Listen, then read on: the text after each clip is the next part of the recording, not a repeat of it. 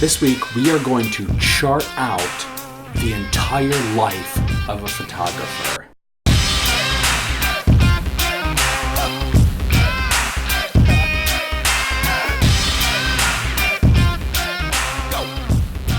What's up? Welcome back to the Composition Madhouse. Last week, we were talking about photography and design and about how one of the main reasons why we got this weird obsession with gear when it really doesn't matter is that photographers don't typically study design, and photography at its heart is just design. So if photography is just like design, what is the difference? Well, the main difference between photography and design is the starting point. The starting point of most types of photography is subtraction, where the starting point of graphic design is addition.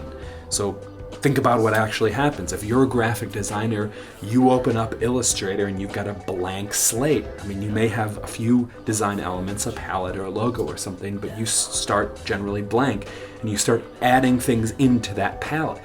And you start adding things into that blank slate. Well, when most people start off with photography, you go into a party or a family gathering and there's just stuff everywhere. If you think about that party as a visual composition and you start taking it apart, you can see that there's all sorts of disparate shapes and lines and directions and colors and temperatures and all of these things, and take stuff out. This week, we're specifically going to talk about two things. First, we're going to talk about the two main stages that every single photographer goes through to become great. Normally, when people first start getting into photography, something happens like this. They see online or they see someone's pictures and they think it's super cool, and they think that, wow, what I really need is to get a nice camera. So they go and they do a bunch of research and they drop a few $100s on a nice camera and they start taking pictures, and there's this immediate high of, wow, that looks incredible.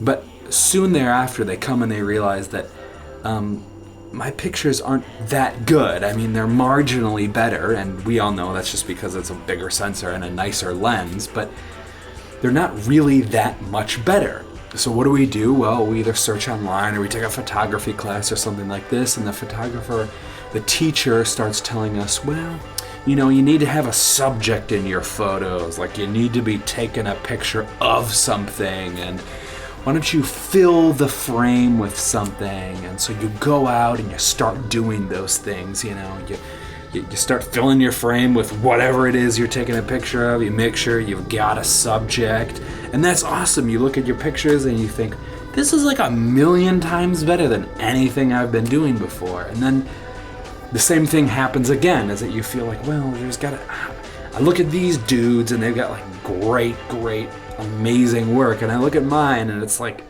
cool, but not that good. So to get a little better handle on the progression of a photographer and what do I actually have to do to become a better photographer, and the entire progression of a photographer looks just like this. And every photographer, in their progression to master their skill, there is two main stages. The first stage is simplification. The second stage is complexification. What's that stuff about? Well, when you first start taking photos, you normally go to a party or you go to a family gathering or you enter a room or you go into a park and you take a photo and there's just crap everywhere. If you think in terms of simply design, you've got tons of different shapes at different sizes, at different colors and different textures, and it's just a smattering of design elements that aren't harmonious, that don't have a flow, that don't have a balance to it. So the first step is always simplification, simplifying the composition. And the first step to becoming a great photographer is learning all the ways to simplify a composition. Now in the next video, we're going to look at all of the ways to simplify a composition. There is 9 and there is only 9. After you master those 9, now, of course, it takes a lifetime to master those, but you can get a good handle after a few years. After you master those 9 ways to simplify a composition, the next step is to complexify the composition. Now, before we talk about complexification, we've got to get some definitions on board here, because simplification and complexification aren't exactly what you think they are. Simplicity is not just a reduced number of visual elements, not having a bunch of subjects, or not having a bunch of visual elements. Simplicity is 2 things. Negatively, it is not having anything extraneous in the photo. Negatively, a simple composition is not having very few things in it, but it is not having any extraneous visual elements or subjects, not having things in the composition that shouldn't be. So a simple composition doesn't necessarily mean there's very few subjects in it. So negatively, it means there's not extra stuff in there. And positively, a simple composition means a composition where the elements in there are properly ordered, that they are harmonious, that there is a narrative to them, that there's a proper relation between those 2 things. So the next video is going to be about all the means of simplification. In the next 60 videos after that, those are all going to be about complexification and all the ways to complexify a composition. So when we talk about making a composition more complex, we are not saying that it ceases to be simple. In the words of Neil Plantinga, he said, "There is a simplicity that is past complexity, but yet that includes it." Say it again. There is a simplicity past the complexity that includes it. And what does that mean in visual composition? Well, in visual composition, that means that though you have additional visual elements or subjects, they are all properly ordered. There's a harmony, a flow, a rightness about those relations. Many of the great painters will construct their compositions in a way that there is an entrance, a visual entrance into the composition or multiple, and then you are led around by means of composition through the whole piece, and then you can exit. So if a simple composition is superior, why would you complexify it?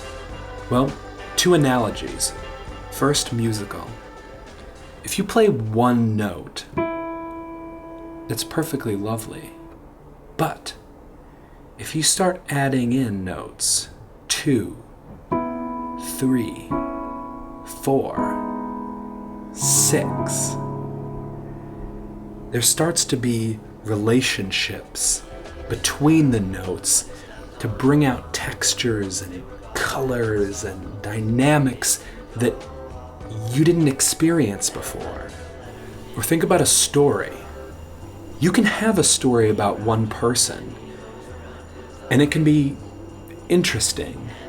But when you start adding a boyfriend, a mother, a grandfather, and they have specific characters and they start interacting in different ways, grandfather to daughter, daughter to mother, mother to stepson, all of these different relationships start bringing out the beauty and the redemption or the ugliness of that narrative. And so it is with visual composition.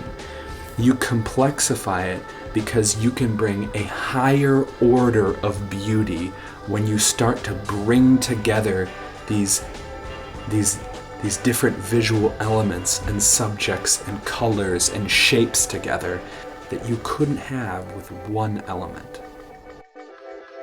Thanks so much for stopping by this week. Stay tuned, because in the next week we're going to look at all of the 9 ways to simplify your compositions.